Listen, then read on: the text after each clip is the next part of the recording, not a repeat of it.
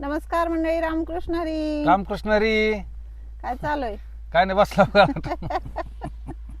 गावातून बसला. लोक म्हणतात रानातली कामं झाली असतील की आता काय चालू आहे मग रानात? शेतकऱ्याची काम होत नसते तो मंडळी, निस्ता गोंधळ आहे. हो का कवा संपत नाही मंडळी शेतकऱ्याचं काम. तिकडे ढिगारा लावून ठेवलाय पावट्याचा. हो का, ही मोहरी काढायला चालू आहे अजून. हो का, इथं मोहरी आहे. हो का, वाटाण्याचं काढलंय. हे बी हो का पलीकडे मोहरी आहे. हे वाटाण्याचं आहे असं. बघा इथं पालकाच्या झाडाला बी आलंय. तेव्हा तिकडं पलीकडे दिसतंय का, ते धन काढून ठेवले. धन इकडे बघा टमाटे तर असे सगळे नासून चाललेत. ह्याला भाव ना ठेवू म्हणून ह्याला खर्चच केला नाही बघा. फवारणी बिवारणी काहीच केलं नाही. आणि पलीकडे मिरच्या. बघा ही अशी मोहरी काढाय आलेली आहे. आता काय काय सांगावं आता. आणि कधीच मंडळी शेतकऱ्याचं काम संपत नाही बरं का, 12 महिने चालू असते. लोक म्हणतात आता झालं असेल की काम आता संपलं असेल. कुठलं होतंय हो, तर रान रिकामं करायचं, थोडं अर्धा एकर धन पेरायचं म्हणते, ते करायचा कुठाना. पुन्हा तर झालं चालू तीच. पुन्हा त्याला पाणी द्यायचं, त्याचं खुरपायचं. उन्हाळा येऊ पावसाळा येऊ अगर हिवाळा येऊ, शेतकऱ्याचं काम बंदच नाही. आणि त्यातली त्यात पाणी असणाराचं तर बंद नाही बघा.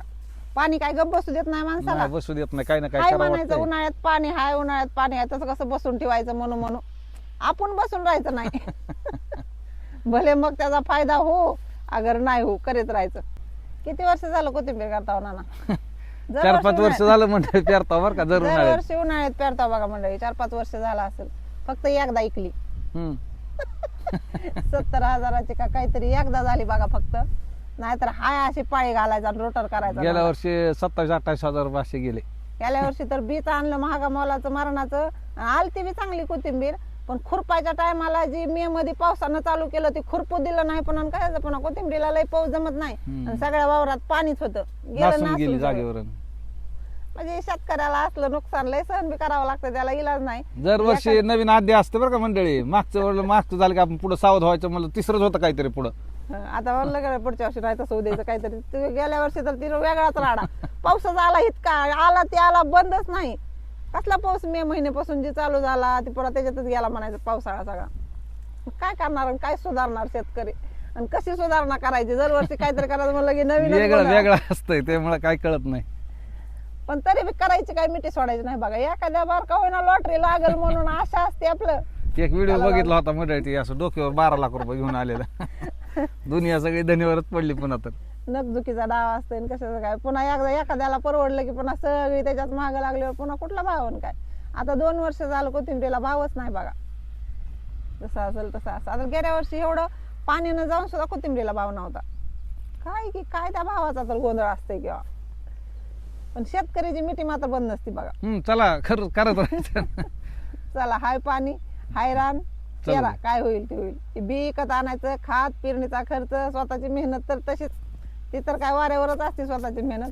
पण बाकीचा खर्च पुन्हा कसं तरी ह्या पिकातून काय 10-20 हजार राहिलेला असतात का नाही, ते त्याच्यात घालायचं. आणि त्याचं नाही आलं की जैसे ते बसायचं टाळकुटीत पुन्हा. ती तरी कोणी करायचं. त्याला इलाज नाही आता.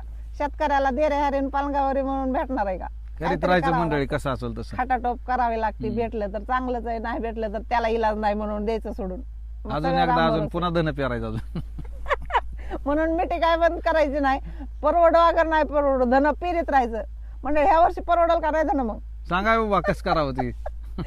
सांगा तुम्ही, सजेशन द्या आता एखाद दुसरे चांगले सांगा मंडळी. खरंच अनुभव सांगा स्वतःचे असले तर. आम्हाला काही दरवर्षी धन परवडत नाही बघा.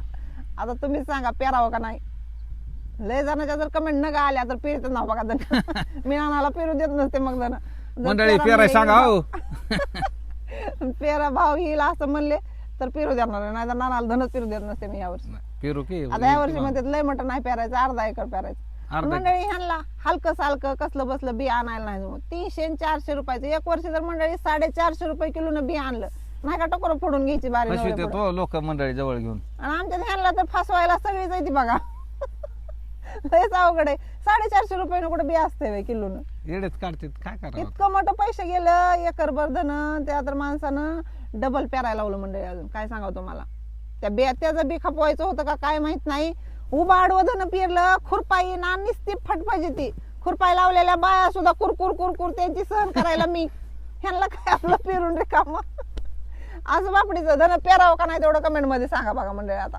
या वर्षी पेरा काही म्हणा हो मंडळी. परवडल का नाही आम्हाला. चला रामकृष्ण हरी. रामकृष्ण रे.